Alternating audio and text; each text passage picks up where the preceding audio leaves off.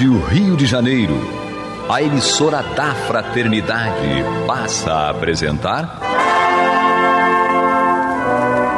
Luz na Penumbra, programa que leva ao seu coração a mensagem da doutrina espírita.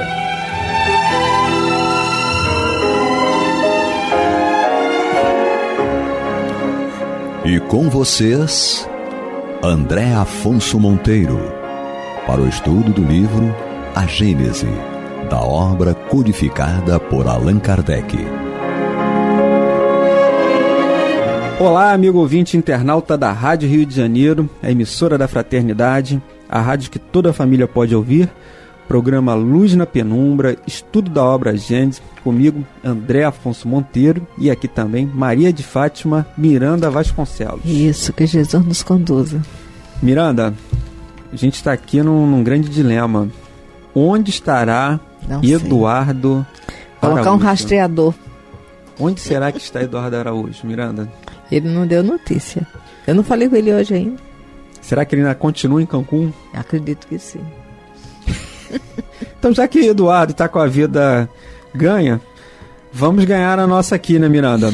Vamos lá. Vamos retornar o nosso estudo do capítulo 1 da obra Gênese, Fundamentos da Revelação Espírita, e hoje no item 34. Na semana passada, Miranda, nós falávamos da razão, de passar por esse crivo da razão, da nossa responsabilidade até perante o microfone, sim, da Rádio Rio de Janeiro, do poder de influência que qualquer ser humano tem, de retransmitir um conhecimento e muitas vezes sem ter feito esse controle que Kardec fazia, né, de passar pelo crivo da razão, desse controle universal que ele fazia também, de comparar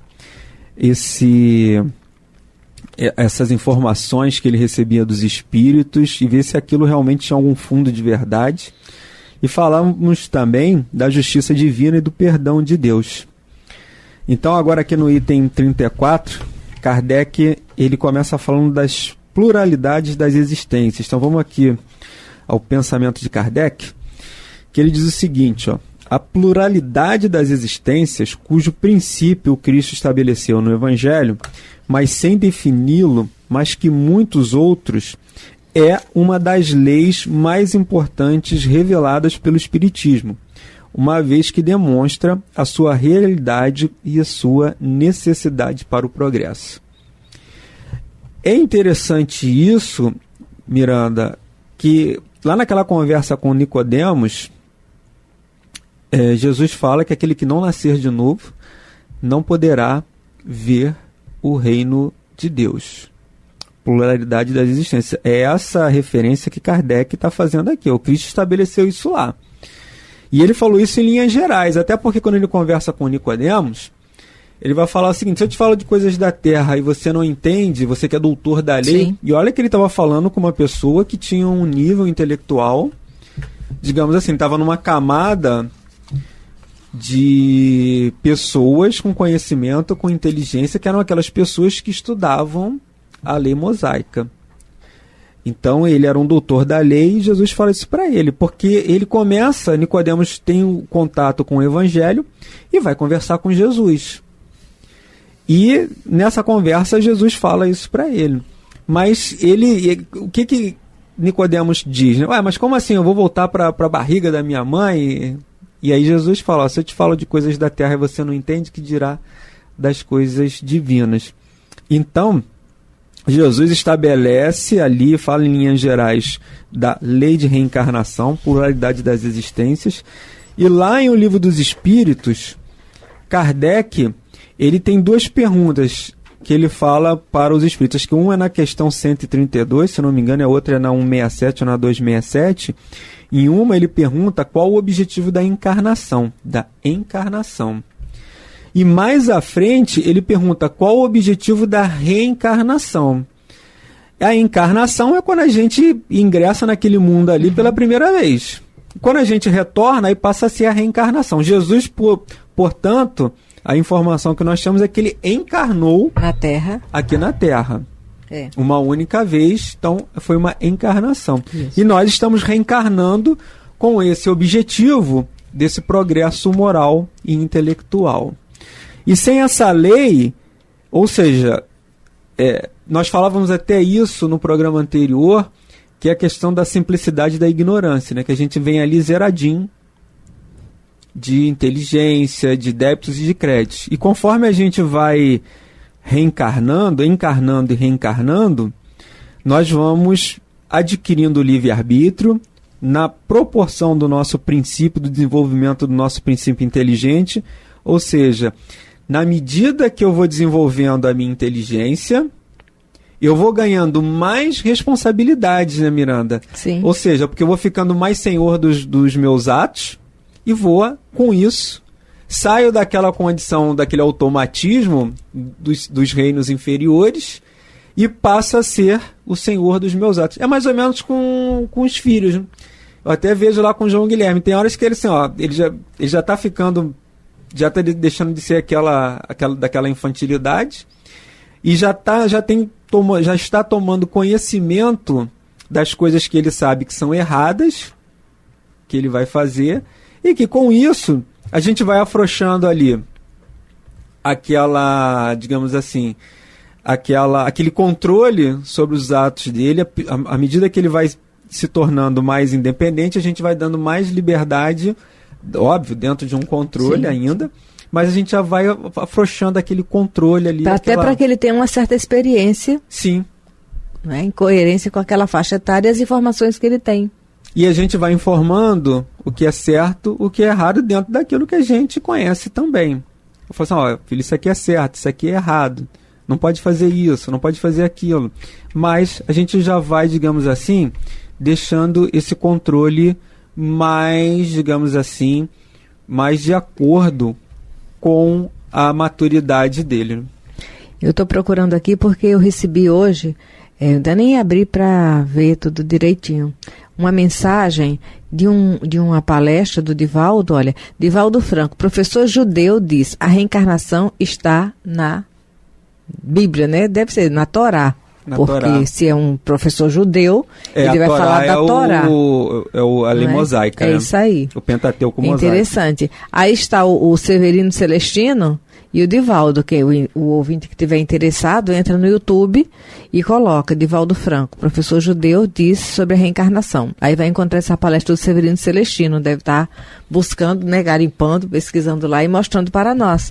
Porque a pluralidade das existências, sem ela não haveria, como nós estudamos da outra vez, essa oportunidade que a divindade dá para nós. Porque se Deus é a inteligência suprema e nós somos criados à semelhança dele, nós partimos dessa intelectualidade nessa relação com o outro, nessa vida comunitária, para que essa inteligência vá brotando, crescendo e seja sublimada pelo bom uso dela, através da lei de amor.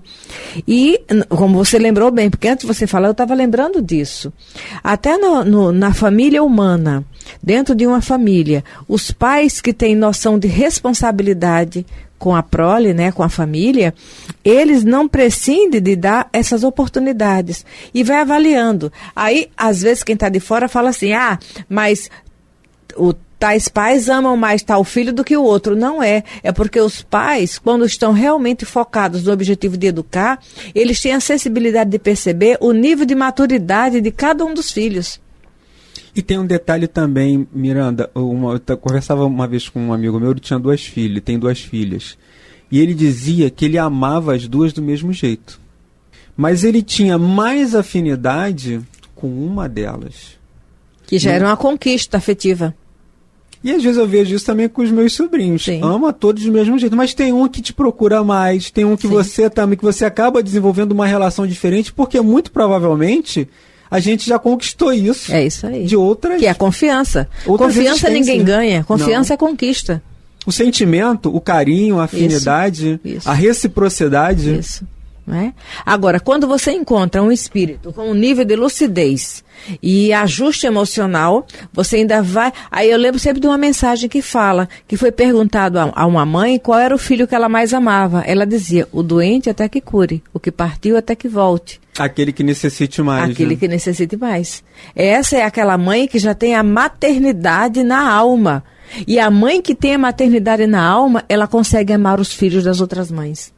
E talvez a gente só vai entender um pouco desse amor que Jesus exemplificou para nós através da maternidade e da paternidade. Sim. Cada um, ou seja, vai descobrir o seu caminho. Sim. Mas a maternidade e a paternidade, eu vejo que é esse caminho mais rápido, digamos assim, ou mais simples, ou mais fácil, de nós começarmos a entender um pouquinho desse amor que Jesus nos ensinou. Por isso que ambas as funções são importantes, a maternidade e a paternidade. Olha, o pai que tem instinto de maternidade, ele gera na mente. A mãe gera no ventre, não é? E ali tem que ter emoção e razão. O pai não tem o ventre biológico, mas a mente dele, ele vai dar condições para aquela família ter a dignidade.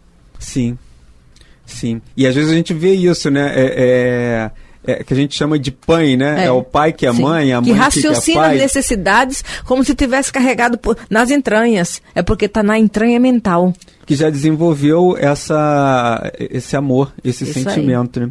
Aqui na questão 132, Kardec pergunta, é um capítulo que fala da encarnação dos espíritos. Então, o subtítulo é o objetivo da encarnação. Então, Kardec pergunta aos espíritos, qual o objetivo da encarnação dos espíritos? Kardec faz esse questionamento no item 132, e os benfeitores espirituais vão responder, Deus impõe-lhes a encarnação com o objetivo de fazê-los chegar à perfeição. Ou seja, impõe a encarnação uma lei que a gente não vai conseguir. Não tem como fugir. Não tem. Por isso que o Espiritismo tem dogma. A reencarnação é um dogma. Você Sim. pode não aceitar, mas faz parte da sua existência. É uma lei inexorável, você não tem como mudar. E aí ele diz, para uns é uma expiação, para outros é uma missão. Porém, para chegar a essa perfeição, devem suportar todas as vicissitudes da existência corporal. Nisto é que está a expiação. E aí eles continuam. A encarnação tem também um outro objetivo, que é o de colocar o espírito em condições de suportar sua parte na obra da criação. Porque nós somos co-criadores, Miranda. Sim, sim. Nós somos co-criadores. Sim. E o André Luiz ainda vai colocar no Evolução em Dois Mundos que existem co-criadores em plano maior e menor. O co-criador em plano maior são os devas, os engenheiros siderais. Jesus, o arquiteto divino, isso, o divino escultor, como Emmanuel trata. E em plano menor somos nós, dando oportunidade para que outros espíritos evoluam com novos corpos, na lei da reencarnação. A nossa parte é cooperar com a genética. Aí, estudando isso, eu falei, eu ainda me atrevo a dizer que também tem os co-criadores em plano inferior. É a nossa mente criando bestialidade por onde passa, através do ódio, do orgulho. E que você vê que Deus permite isso. Porque se a gente for até entrar na análise dos umbrais, ali é uma criação mental que Deus permitiu que acontecesse. Pois é, gerada por sentimentos inferiores. Quando nós vamos assistir, quando a gente lê A Caminho da Luz, que o Emmanuel fala dos exilados de Capela, que são aqueles espíritos que foram, entre aspas, convidados por Jesus para, digamos assim, fazer um downgrade, né? Uhum. Saem de uma civilização mais avançada e pela sua afinidade, isso é incompatível com aquele mundo que evoluiu, eles encarnam aqui no planeta Terra com uma missão. Eles têm, ao mesmo tempo, uma missão e uma expiação. A expiação é porque eles tinham um paraíso, né, comparado com aquele planeta que chegam até aqui, e tendo em vista as suas paixões e seus vícios, é incompatível ao seu comportamento naquele mundo, então eles têm que vir para um mundo inóspito, digamos assim. É verdade. E a missão deles, que eles vêm, é de trazem conhecimento intelectual, e aí com esse conhecimento intelectual, eles começam a disseminar aquele conhecimento naquele povo originário que encontram aqui. E aí vai havendo aquela troca, né? Sim. E vão, digamos assim, ajudando nessa cocriação. Aí você vê como é que a inteligência divina funciona. Mesmo equivocados, eles estão fazendo bem. É produto, é material de trabalho.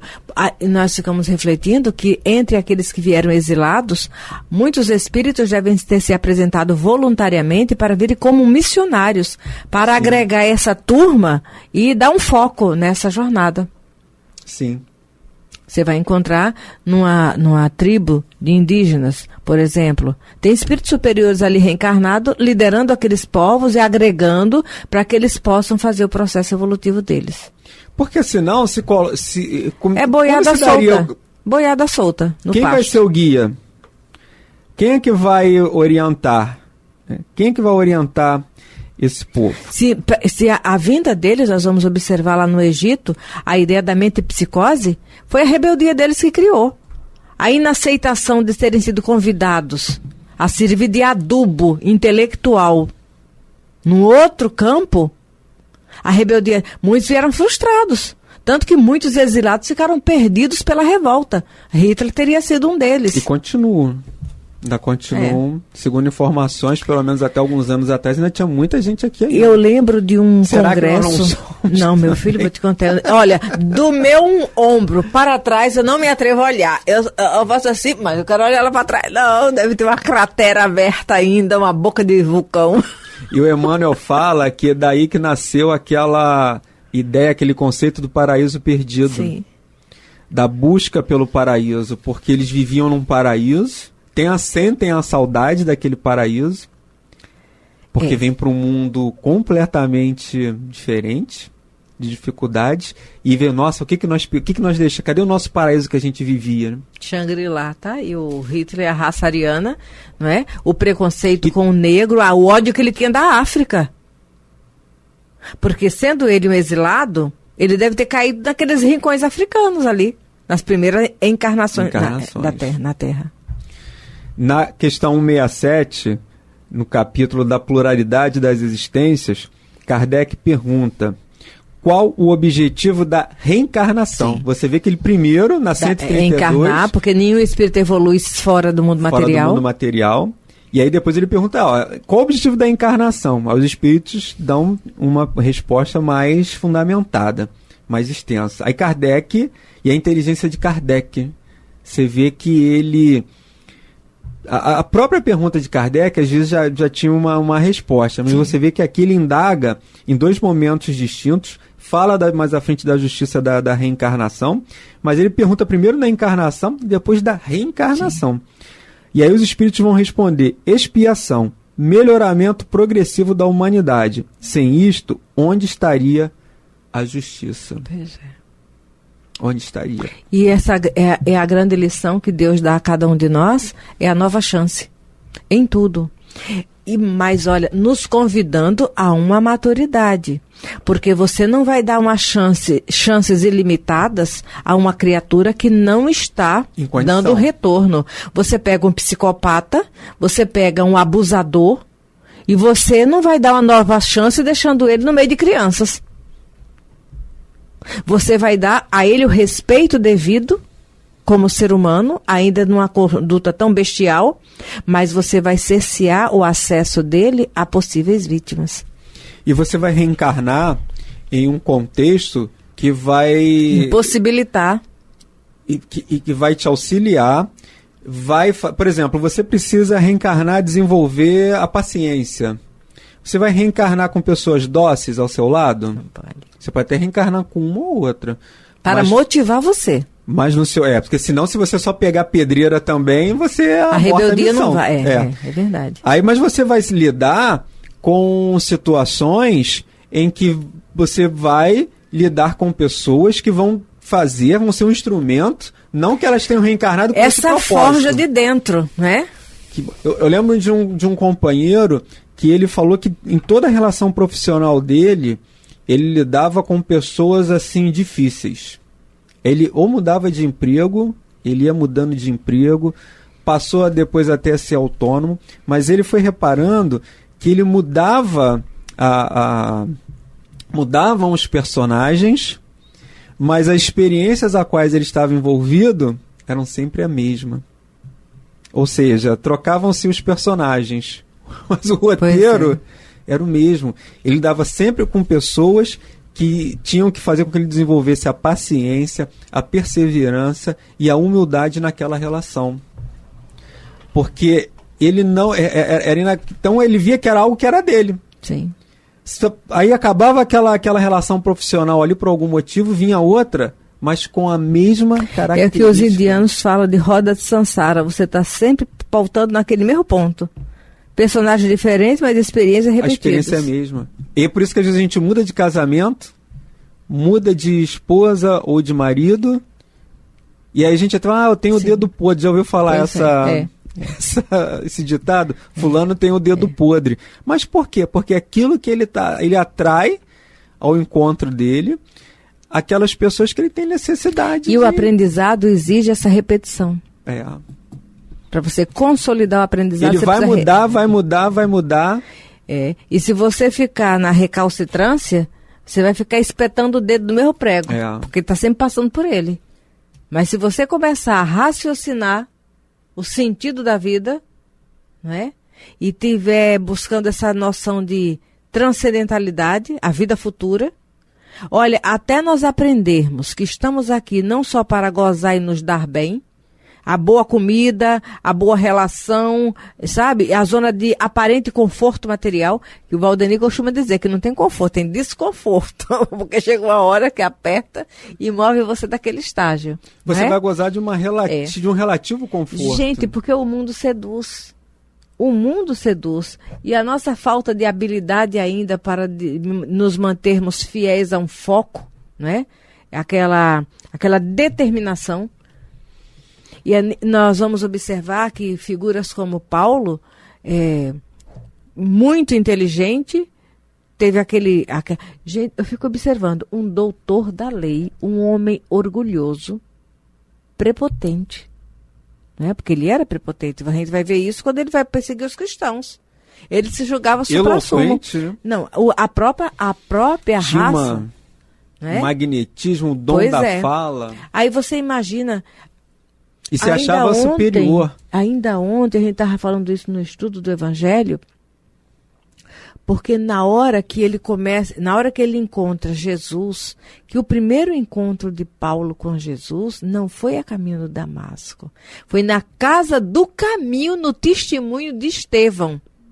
Aquele Jesus começou a incomodar ele ali. No testemunho de Estevão. Nunca mais ele foi o mesmo homem. Ele ficou ruminando aquela monoideia. Chegou uma hora que ele colocava que Jesus é que estava perseguindo ele. Porque estava a monoideia, a ideia fixa em Jesus. Fez a transformação de Paulo. Porque depois que ele toma aquela queda na estrada de Damasco, e tem aquele processo todo, passa 3 anos no deserto de Dan, retorna, e aí ele vai se juntar aos discípulos, e aí bate a porta, ninguém abre, volta no outro dia, abrem a porta, aceitam ele, mas o homem velho Paulo já não brotava mais, tanto que ele teve dificuldade de pregar o evangelho. Quando ele volta do deserto de Dan... Não, primeiro que ele passa 2 anos no deserto. Sim, sim. Vai pra pregação, é um desastre. É isso aí. E fica mais não sei quantos anos ali, perto de Tarso. Exercitando. No tear ali. Sim. Sobrevivendo. As pessoas achando que ele tinha enlouquecido. Pois é. Mas tem um detalhe. O que moveu Saulo nessa transformação de Paulo foi a determinação daquele espírito. Por isso que os Espíritos nos convidam a não sermos mornos em nossas decisões. Porque esse estado de morno é ser vomitado da vida, pela vida. Você vê que o Hitler, ele é o déspota que a humanidade conheceu. Mas é o espírito de determinação que na hora que esse cara acordar, ele vai, ó. O Emmanuel fala isso. Na hora que virar a chave, ele dá um salto. Foi o que Paulo fez. Ele dá um salto. Mas, amigos ouvintes, Miranda, obrigado mais uma vez por você estar aqui conosco. Nós continuamos procura-se Eduardo Araújo. Se você está em Cancún, amigo ouvinte, internauta, você está nas paradisíacas praias, calientes praias da América Central. Pois é. Se você encontrar Eduardo Araújo, diga que ele está aqui em falta. O trabalho o aguarda. O trabalho o aguarda. Miranda, que Jesus nos conduza. Muita paz a todos. Até a próxima semana, se Deus quiser. Você está ouvindo o programa Luz na Penumbra.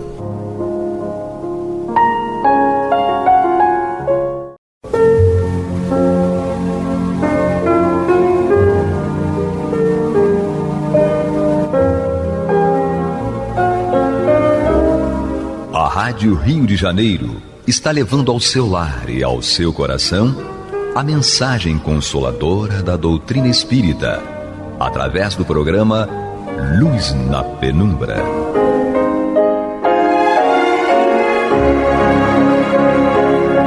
E agora com vocês, Nádia do Couto Vale, para comentar o céu e inferno ou a justiça divina segundo o Espiritismo, da obra codificada por Allan Kardec.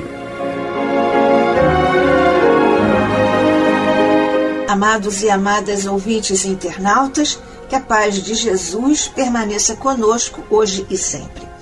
Estamos dando continuidade ao estudo desta obra, O Céu e o Inferno, ou a Justiça Divina segundo o Espiritismo, uma obra em que Kardec nos traz, basicamente, na primeira parte, os fundamentos teóricos, e na segunda parte, a exemplificação, a comprovação, inclusive pela via mediúnica, da trajetória de espíritos que ele classificou em várias categorias, e nós estamos agora juntos estudando o capítulo 8º da segunda parte, no qual Kardec nos traz o desenvolvimento, o detalhamento, as opções, a forma de escolhas de opções de vida na encarnação de espíritos por ele classificados em condições de expiações terrestres.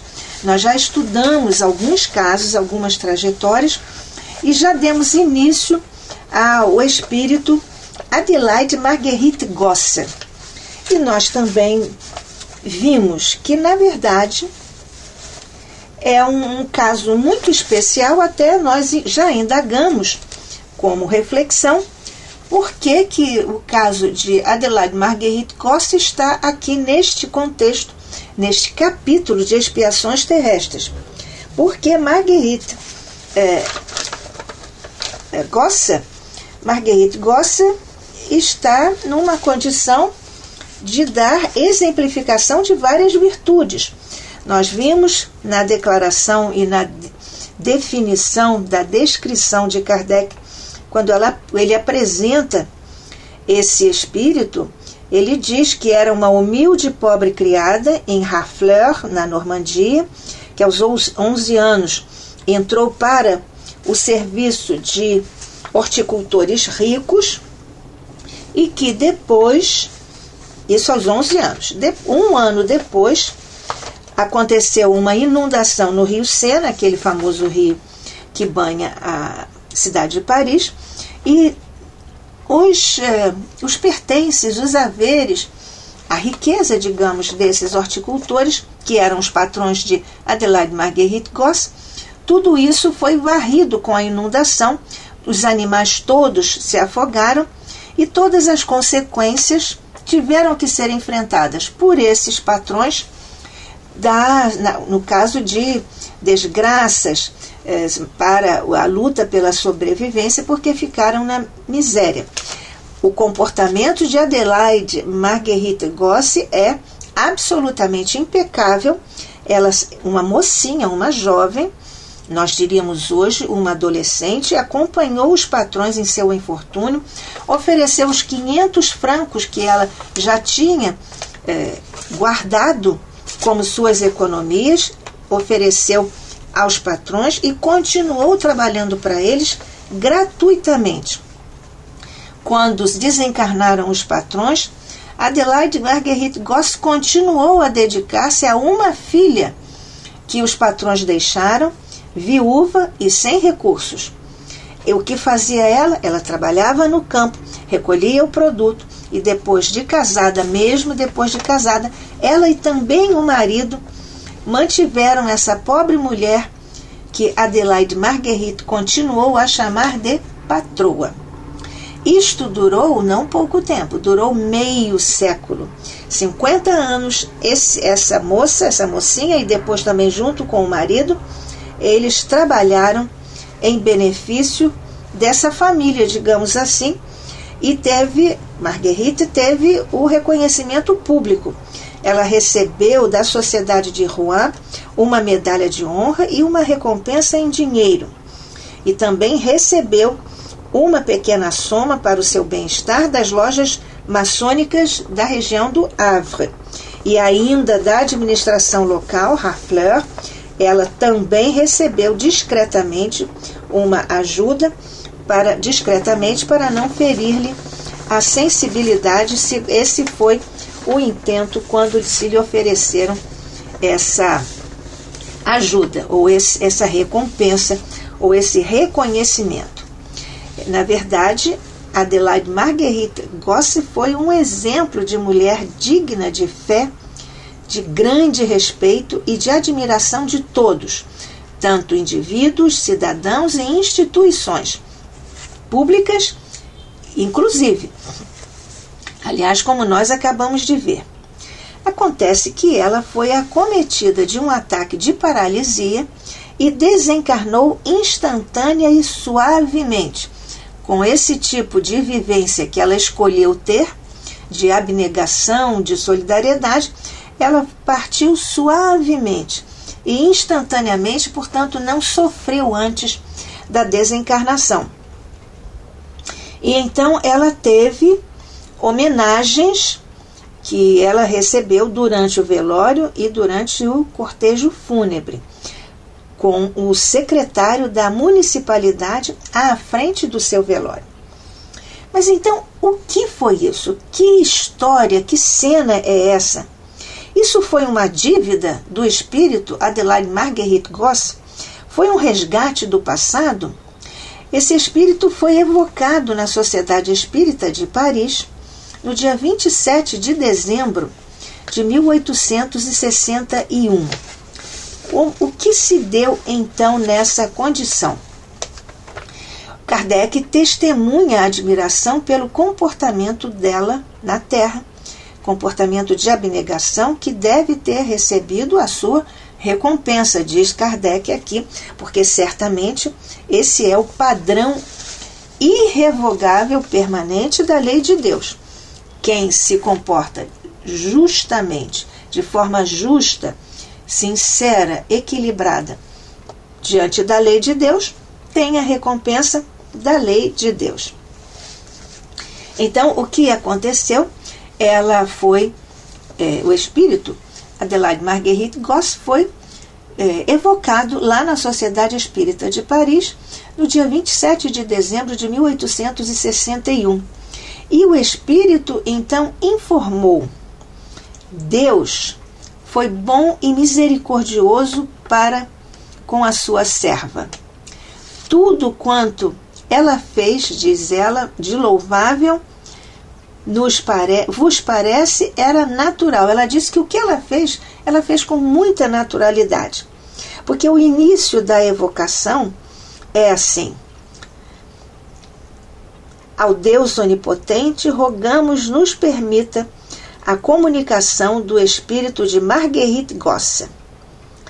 E então, diz ainda na complementação o início da evocação: felizes nos consideramos em poder testemunhar-vos a nossa admiração pela vossa conduta na terra, e esperamos que tanta abnegação tenha recebido a sua recompensa. E ela responde: sim, Deus foi bom e misericordioso para com a sua serva. Tudo quanto fiz e louvável vos parece, era natural. Então há aí uma outra questão. Podemos dizer-nos, para edificação nossa, qual a causa da humildade de vossa condição terrena? Pergunta se ela poderia dizer, porque é absolutamente impressionante como ela transitou tão abnegadamente, tão tranquilamente, tão naturalmente, através dessa encarnação, do desenho dessa encarnação assim posta. Então ela responde: em 2 encarnações sucessivas, ocupei posição assaz elevada, sendo-me fácil a prática do bem, que fazia sem sacrifício, sendo como era rica. aqui nós também já refletimos juntos a respeito do que nós costumamos julgar e avaliar. Nós costumamos dizer assim: se hoje está pobre é porque, na verdade, malbaratou riqueza na encarnação passada ou em mais de uma. Se está doente é porque desprezou e maltratou a saúde e assim subsequentemente. Será que isso aconteceu com Marguerite Goss? Será que ela, rica, malbaratou a riqueza? Não, pelo que ela diz aqui, não. Ela diz: em duas encarnações sucessivas, ocupei posição assaz elevada, sendo-me fácil a prática do bem. Portanto, ela era rica e praticava o bem, que fazia sem sacrifício, diz ela, sendo como era rica. Agora, a autoavaliação e o desejo de evoluir. Diz ela: pareceu-me, porém, que me adiantava lentamente, e por isso pedi para voltar em condições mesquinhas. Na verdade, ela pediu para voltar no outro lado da moeda, no oposto. Ela era rica, pediu para voltar em condições mesquinhas, nas quais, declara ela à mesa mediúnica, nas quais houvesse mesmo de lutar com as privações. Então é o grande desejo e o grande planejamento desse espírito, porque estava livre para planejar a sua encarnação, porque não devia nenhuma retificação, nenhuma corrigenda desse ponto de vista de malbaratar os recursos. Mas foi ela mesma quem pediu para adiantar-se, para acelerar a sua vida de progresso moral, naturalmente.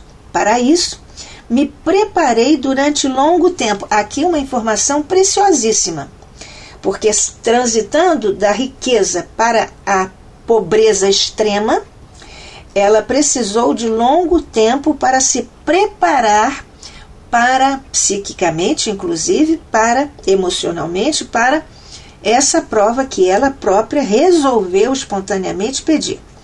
E Deus manteve-me a coragem, de modo a poder atingir o fim a que me propusera. Naturalmente que ela, além de se preparar, ela disse que tinha sido protegida nesse propósito da reencarnação como uma condição mesquinha. Ela precisou também de Deus fortalecendo-lhe a coragem para que ela pudesse atingir o fim a que se propusera, ou seja, acelerar o seu processo evolutivo através dessa mudança de condições da riqueza para a pobreza. Lembramos que essa transição não se faz assim tão facilmente, mesmo no caso de esse espírito desejar, precisou preparar-se. Mas nós sabemos que muitas vezes essa transição é por força de expiação, e nós estamos aqui estudando o campo das expiações terrestres no capítulo 8º da segunda parte desta obra, O Céu e o Inferno, ou a Justiça Divina segundo o Espiritismo. Eu, Nádia do Couto Vale, e você, amigo, amiga, ouvinte, internauta, aqui na Rádio Rio de Janeiro, no programa Luz na Penumbra, estudamos esta obra. E dando continuidade a esta entrevista à mesa mediúnica, nós aqui constatamos que mais uma pergunta muito direta para nos auxiliar no entendimento, porque além disso ela precisou se preparar, e aqui esse ponto é muito importante. Nós precisamos nos preparar para tudo, anteciparmos, fazermos planejamento para termos alguma garantia de sucesso no objetivo que tenhamos traçado para a nossa existência, para a nossa encarnação. É claro que muitas pessoas, lamentavelmente, fazem planejamento para o mal, ou então para serem bem-sucedidos exclusivamente do ponto de vista material. Não há nenhum mal em fazermos esse planejamento para termos alguma recompensa material com um trabalho digno. Porém, esse não deve ser o mote, o objetivo, o foco da nossa encarnação. Mas planejar para estar pronto é absolutamente necessário. Nós lembramos aqui o grande escritor, um dos maiores da história da humanidade, da literatura, William Shakespeare, o inglês. Ele escreveu uma das obras mais famosas dele, que é Hamlet. E lá o príncipe dinamarquês Hamlet diz a certa altura: "The readiness is all", ou seja, estar pronto é tudo. E aqui nós vemos a corroboração disso quando o próprio espírito Adelaide Marguerite Goss pediu para transitar de 2 encarnações sucessivas na riqueza para uma encarnação em condições mesquinhas. E esse espírito, mesmo desejando fazer isso, se preparou e reconhece que precisou e recebeu, precisou da ajuda de Deus e recebeu, como sempre, todo pedido que nós fazemos ao nosso Pai Celestial a respeito de nossos projetos no bem, temos sempre uma recompensa, uma resposta imediata nesse propósito. Então, mais uma pergunta à mesa mediúnica. Já tornastes a ver os antigos patrões? Dizei-nos qual a vossa posição perante eles, e se ainda vos considerais deles subalterna. Aqui, como ela continuou a chamar, inclusive a filha dos antigos patrões, depois que eles desencarnaram, de patroa, de ela ter sido subalterna, empregada, mais de meio século com eles. Então, como é que seria a percepção ou a posição dela no plano espiritual quando desencarnou? E ela responde: vi-os, pois, quando cheguei a este mundo, já aqui estavam. Humildemente vos confesso que me consideram como lhes sendo superior. É uma condição absolutamente normal, uma vez nós até já juntos refletimos sobre isso, sobre as várias nuances, as várias virtudes que a trajetória de Marguerite Goss nos deu.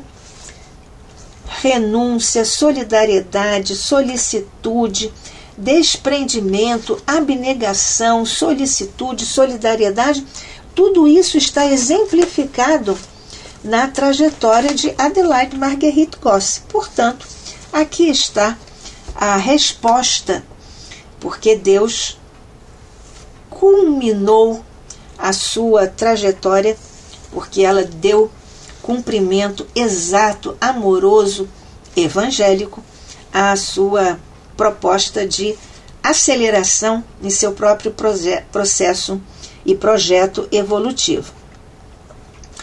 Tinhais qualquer motivo, indaga Kardec à mesa mediúnica, tinhais qualquer motivo de afeição para com eles, de preferência a outros quaisquer?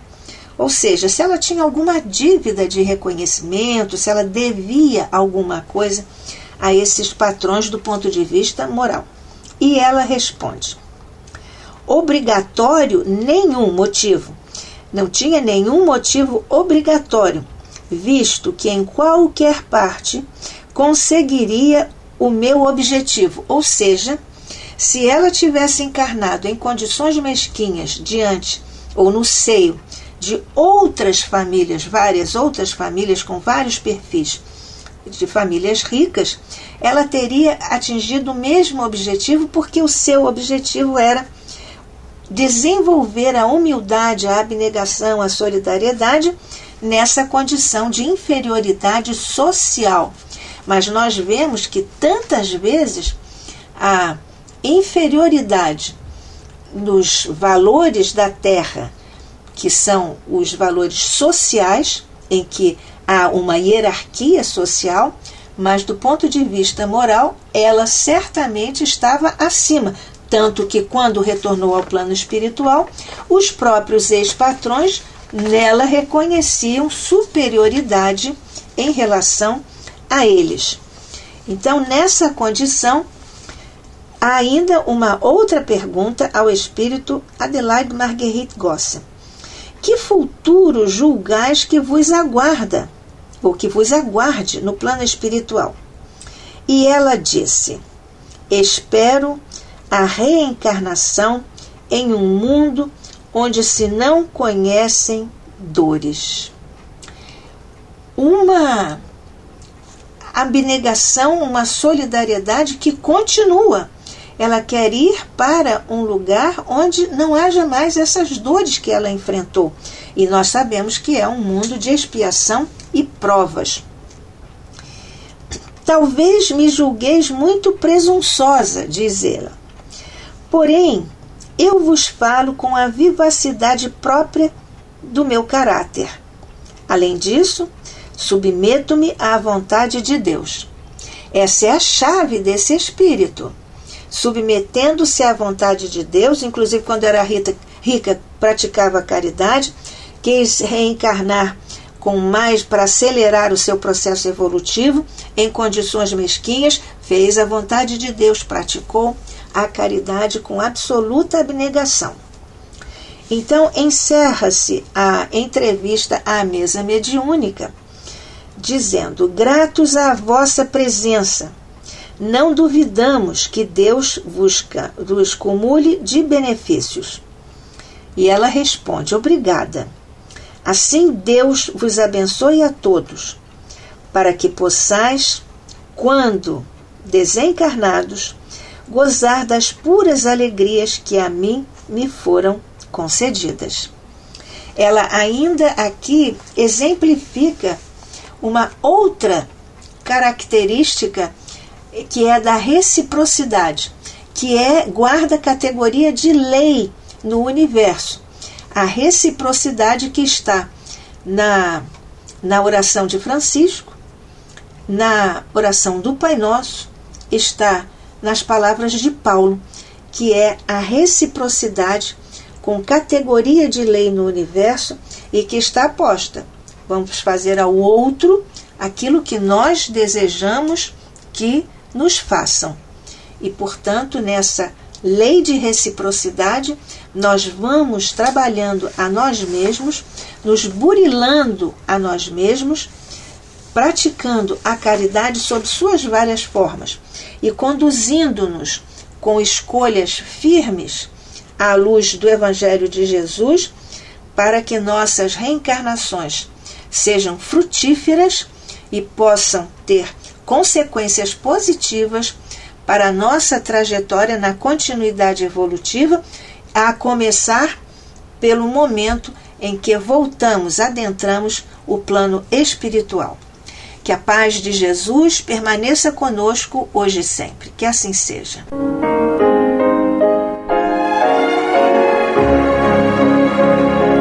E vamos ouvir agora a prece de encerramento de nosso programa, na voz de Geraldo de Aquino. Jesus, dá-nos coragem para a luta, piedade para os insultos e misericórdia para as injustiças e ingratidões. Limpa nossa alma de inveja e ambições mesquinhas, de ódio e de vingança o nosso caminho. E que dentro em pouco, ao recolher-nos de novo ao calor do nosso leito, para que o sono nos dê a paz e o esquecimento das tristezas humanas, possamos sentir, Senhor, no mais íntimo de nosso ser, a doçura indefinível do Teu amor e a grandeza incomparável da Tua divina presença. Que assim seja.